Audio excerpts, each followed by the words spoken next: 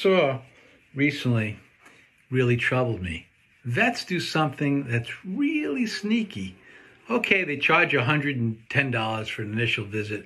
Reasonable. Most initial visits are a lot more than that these days. Well, for a specialist, yeah. For a specialist or emergency like you do. But yeah. I think general practice some of them are less than that. Is it? When it comes to bloods, there's a bit of a, I'm going to call it sort of a scam going on amongst vets.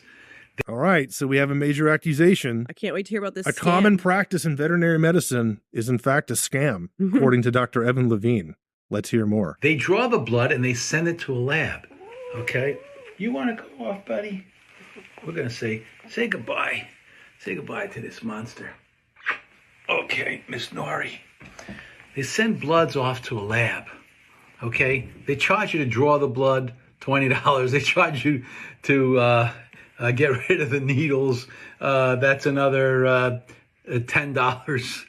And then they charge you for the bloods. Now, here's one example, a true example that I found out and researched. So one of our cats needed a T4 ED, and we were charged $215 for a T4. So let's pause it right there. Luckily, I went to school with some folks, and I know some vets. Too bad they're not close to my home. And they confided in me. What they do is they send the blood to a lab. Confided. They don't do the blood. Right. Now, if a human did this, a doctor like me send you to a lab, you get a bill from the lab, right? That's their lab card.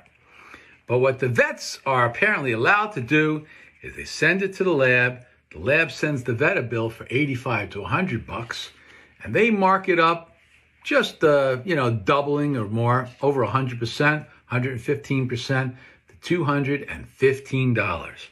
Comprehensive blood, $295. The cost is about $150. Now, if a human did that to another human. If a human. I can't listen to say human like that. Human. Pay a huge fine, maybe go to jail. But the vets here are just increasing the cost of your care. You know, we went in for a visit. It started out at $110, and it ended up at $857. Now, at least I can afford it, but I'm a kid from Brooklyn, man, and this stuff really bothers me. I didn't grow up. All right, so let's... approximately doubling the cost of a lab panel is like very standard practice across all of veterinary medicine. Yeah. Like that's how you make your, yeah, if the lab makes some sort of money, but that's like the standard amount that you If the lab charges you, the vet practice, $100 for a blood test, you can't charge the pet owner $100. Right. That would make no sense. You would literally just go out of business in no time flat. Like it's impossible. No business can do that. Okay. So I don't know what he's expecting here. Like this is, with riches, I grew up in a bit of poverty. And it really bothers me that the vets are allowed to do this. They send it out to a lab. It's a scam. The lab charges them $85 and they're billing us $215.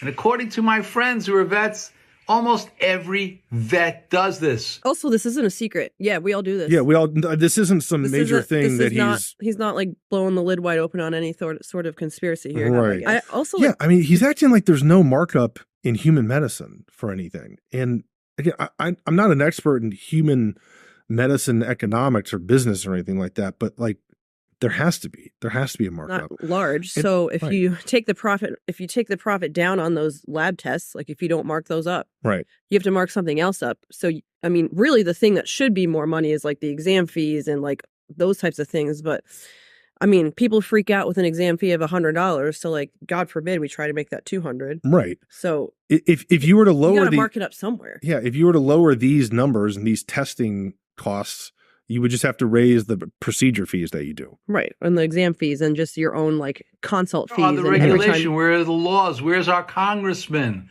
How can we stop this? At least I can afford it. I have patients coming in to see me crying, not because of their own bills, but because they're in debt to the vet. I don't believe that for a single second. No person has ever gone to their human cardiologist and cried tears about their vet bills. I mean, maybe it's happened before in human history. I don't know. No. But like that seems like some serious grandstanding right there. We'll move on past that. I mean, I can't verify that, obviously, but like you mean to tell me that in his practice, there's people coming in crying about their vet bills. You think if you're going to your cardiologist, that's what you're worried about at the moment and not your heart? For bills they cannot afford. They can't go out to eat. They can't afford their own medicine. They can't go out to eat. They've destroyed the most beautiful relationship they've ever had with their loved one, their beautiful dog or cat or horse or pig or whatever it might be. Only a human can screw this up, but I think we need some regulations here. There needs to be some law to prevent this. You can't more than double the bill for doing nothing. Doing nothing. Who says we're doing nothing? Him? Okay. What about a time? All the time, like that's how you make your. I mean, yeah. If the lab makes some sort of money, but that's like the standard amount that you. Right. If the how you make your. I mean.